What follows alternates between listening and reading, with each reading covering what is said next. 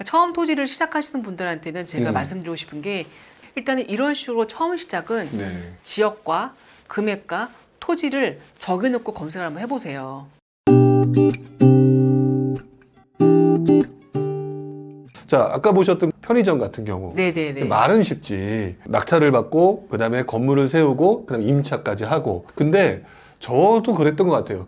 아, 임차 어떻게 맞추지? 이런 고민들을 되게 많이 생각을 할 수밖에 없거든요. 그러면 어떤 기준을 세우고 이렇게 물건들을 보고 계시는지가 첫 번째고요. 네네. 두 번째로는 임차는 어떻게 맞추시는지가 제일 궁금해요. 제가 PPT 자료를 준비를 해갖고 아, 왔는데요. 이것도 준비를 해오셨어요? 네네네. 왜냐면 이게 말로 설명하는 게 음. 임팩트가 있지 않더라고요. 잠깐 보여드릴게요.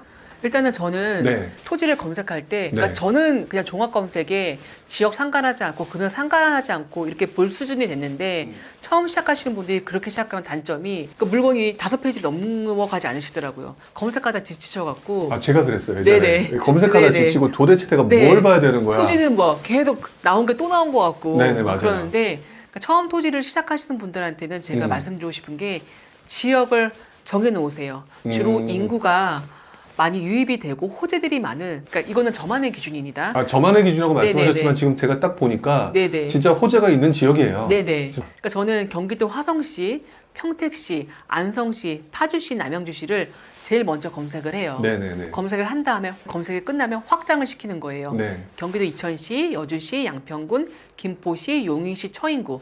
그 다음에 뷰가 보이는 뭐 제주도, 서귀포시 주로 좀 제주시보다는 서귀포시가 좀 땅값이 싸거든요. 네네. 서귀포시 보시고 아산시, 그다음에 김포, 거제 이렇게까지 저는 투자 가치가 있다고 느끼는 지역을 먼저 검색을 해요. 그러니까 제가 개인적으로 궁금해서 들어왔는데 네네. 제주 서귀포 같은 데는 알겠어요. 네네. 원래 뷰가 좋은데 아산하고 당진 같은 호재 때문에요. 공장에. 공장이라고 네네. 하는 호재 때문에 네네. 그런 것 때문에. 그리고 거제까지. 네네. 거제는 요새 앞으로 호재가 무궁무진한 그렇죠. 곳이기 때문에 KTX가 들어온다는. 들어오면 네. 네. 지금도 많이 선진입하셨어요. 네. 보고 있고요. 그 다음에 금액을 먼저 보시면 아까 제가 말씀드렸듯이 감정가를 3억에서 3억대가 없으면 5억대까지 해서 좀 작은 금액으로 보시는 게 좋아요. 네. 그 다음에 토지 평수를 300평 미만, 없으시면 500평 미만까지 보시는데 네. 그러니까 이게 물건을 검색하시다 보면 3억대 300평 미만의 토지가 별로 없다는 걸 느끼실 거예요. 네네. 그 말이 뭐냐면 희소성이 있다는 거잖아요. 아, 그렇네요. 그렇죠. 없다가 아, 이거 별로 없네가 네네. 중요한 게 아니라 그렇죠. 오히려 그걸 낙찰받으면 희소성이 있는 그렇죠. 거니까. 그러면 3억 나누기 300평을 하면 평당 100만 원의 토지를 찾게 되는 거잖아요. 네, 그러네요. 요새는 좀 토지가가 올라서 100만 원에서 200만 원 사이 토지를 찾으시면 되고요. 네. 그럼 찾는 방법을 어떻게 찾으시냐면 2차선 도로변 입지를 먼저 찾아보시는 겁니다. 네. 차들이 왔다 갔다 거리는 2차선 도로변과 코너 입지. 이렇게 두 가지 조건이 네. 우리가 흔히 말하는 좋은 입지라고 얘기를 하고요. 네. 특히 2차선 도로변 통행량이 많은 곳은 우리가 흔히 얘기하는 상가 짓기 좋다고 얘기하는 토지입니다. 이렇게 보시고요. 제가 이따가는 주택에 대해서 설명을 해드릴 건데 네. 그 검색을 어떻게 주택을 할 수 있는지 설명해 드릴 건데 일단은 이런 식으로 처음 시작은 네. 지역과 금액과 토지를 정해놓고 검색을 한번 해보세요. 타겟군을 지정하는 거네요. 그렇죠. 네. 네네.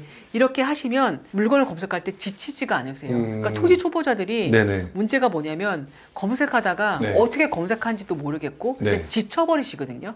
그래서 이렇게 검색을 해보시면 좋으실 것 같고 네. 아까 임차 부분 얘기하셨는데 네. 제가 낙찰받은 토지도 2차선 대로변에 300평 미만의 토지를 낙찰받았잖아요. 네네. 저는 배우가 산업단지였잖아요. 산업단지라 하면 그 공장들이 많이 들어있는 곳을 산업단지라고 하는데 네네. 저 같은 거는 알아봤을 때 그러니까 대로변 상가에 들어오는 업종도 생각하면서 사실은 네. 토지를 볼 때 되게 중요하게 생각하거든요. 왜냐하면 결국 내가 이 토지를 개발을 하지 않는다고 하더라도 네. 이 토지에 신축을 하고 건물을 지으면 결국 그 안에 들어올 임차가 있을 거 아니에요. 네. 임차가 뭐가 들어오냐에 따라서 그 건물의 가치가 달라지잖아요. 그러니까 여러분들이 생각하실 때 대로변 상가에 들어오는 업종도 저는 처음부터 고려해놓고 들어가는 거거든요. 아까 전에 제가 편의점은 처음부터 편의점 들어올 입지고 편의점이 안 들어오면 부동산이나 한밭집이 들어올 입지였었어요. 그 이유를 말씀하시면 제가 일단은 주변이 산단이었기 때문에 사람들이 먹어야 되잖아요. 네. 식당이 들어야만 하는 위치고 편의점 슈퍼마켓이 들어갈 수 있는 위치였습니다. 네. 지금 제가 얘기하고 있는 거는 대로변 상가에 들어오는 업종을 말씀드리고 있고요. 네. 그다음에 차량들이 많이 오고 가기 때문에 내비게이션, 썬팅, 타이어 전문점 등 이렇게 자동차 관련 업종들이 주로 대로변 상가에 많이 들어와요. 네. 특히 산단 주변에는 산단 대로변 주변에는요. 네네. 그리고 대로변에는 이게 왜 여기 들어와 있을까? 왜 석재 돌 파는 것도 있고 네네네. 무덤 비석도 있잖아요. 그게 광고 홍보를 위해서 들어오는 거거든요. 크게 간판도 있고 돌 있는 것 자체가 전화번호 써 있으면 연락을 필요에 의해서 하는 거거든요. 그래서 목재상, 석재상, 철물상, 공구상, 몰딩 도어들이 대로변 상가에 주로 들어오고요. 네. 또 부동산하고 작은 사무실들이 들어옵니다. 이렇게 제가 말씀드린 것들은 처음 토지를 검색하시는 분들은 이렇게 지역과 금액과 토지를 검색해 보시고요. 네.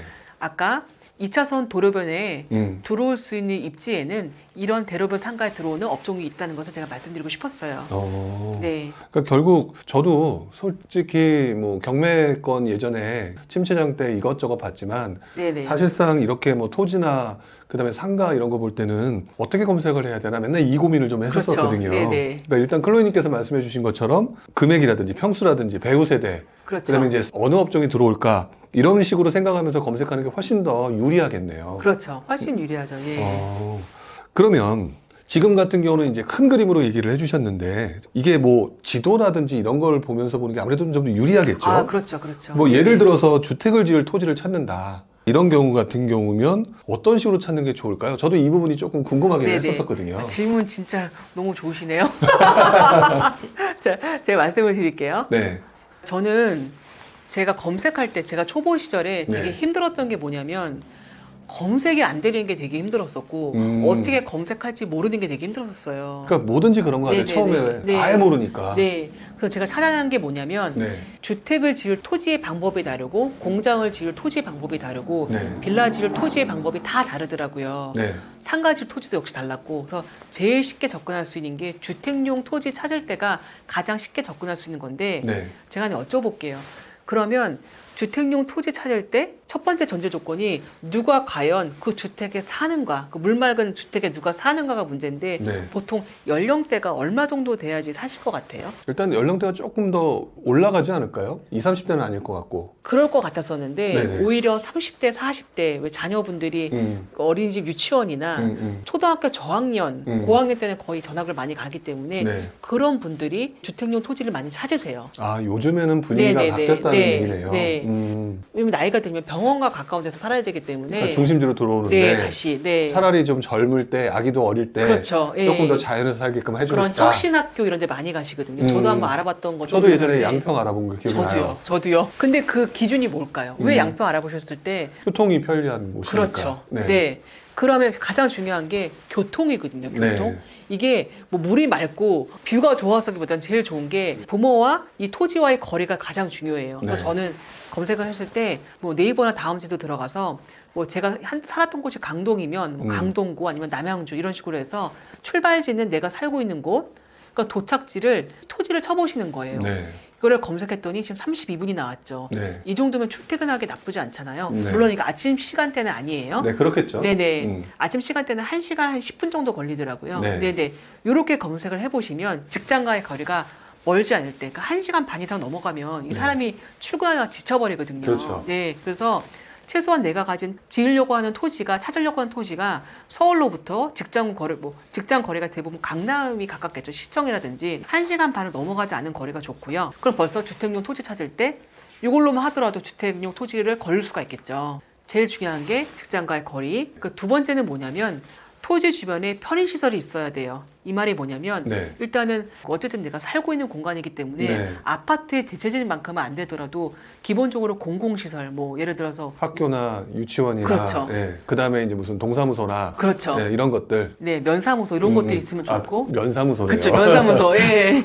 그다음에 공공시설을 이 있으면 그 주변에 이제 편의시설, 그러니까 네. 시골에서 편의시설이 되게 중요한데 네. 가장 큰 게 이제 하나로마트, 뭐 농협 이런 게 다 들어오겠고, 그렇죠. 네, 그다음에 편의점, 음식점, 부동산, 그다음에 아이들과 가까운 조그만 피아노 뭐 이런 것들이 들어오면 여전히 들어가서 살기 괜찮은 것들이겠죠. 네네. 그러면 여태까지 이런 게 있으면 총 2가지가 있으면 좋은데 네. 그러면 하지 말아야 될 것도 있겠죠. 네. 이게 뷰가 아무리 좋아도 차가 올라가기 힘든 언덕 같은 경우에는 하지 않은 거를 제가 추천드려요. 하지 마셔야만 해요. 왜냐면 네. 지금은 되게 차가 올라가기 쉬워 보이나 겨울 같은 데는 눈이 얼잖아요. 네, 근데 맞아요. 언덕 같은 데는 차가 안 올라가면 그게 팔리지 않는 토지가 돼버리는 거잖아요. 그리고 나홀로 토지. 이게 뭐냐면 네. 내가 처음으로 그 집에 가서 처음으로 그 토지에 가서 혼자 건축을 하는 거예요. 가끔 가다 보면 그런 데가 네. 있더라고요. 그러면 내가 상하수도 다 끌고 와야 되는 단점도 있고요. 네. 이제 분양도 되고 주변에 주변에 이제 주택들이 지어지면 제 주택은 제일 낡은 주택이 되겠죠. 네. 일단은 기본적으로 조금 사람이 살고 있는 토지를 좀 보셨으면 좋을 것 같고요. 네. 그 다음에 또 피해야 될 게 뭐냐면 주변에 축사.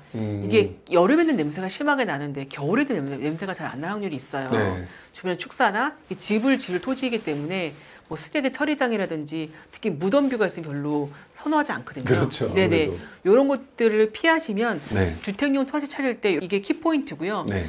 조금 더 찾기 쉬우려면 왜 지도 검색을 하시는 거예요. 지도 검색을 통해서 일단은 이 네 가지 조건을 보니까 누가 그 주택에서 사는가, 내가 직장이 강남이고 있다 한다면 벌써 정해져 있잖아요. 거리가 양평이라든지 가평이라든지 조금 더 멀리 가면 여주인데 좀 멀긴 하죠. 그렇죠. 벌써 내가 지을 수 있는 토지가 정해져 있잖아요. 네. 그러면 벌써 물건 검색해서 양평, 가평만 검색하시면 되겠죠. 그리고 그리고 주변에 지도를 검색했을 때 로드뷰를 봤을 때 편의시설이 많아야 될 거 아니에요. 네네. 뭐 하나라마트 농협도 있어야 되고 면사무소도 있어야 되고 그런 토지만 찾으시면 되겠죠. 네. 네.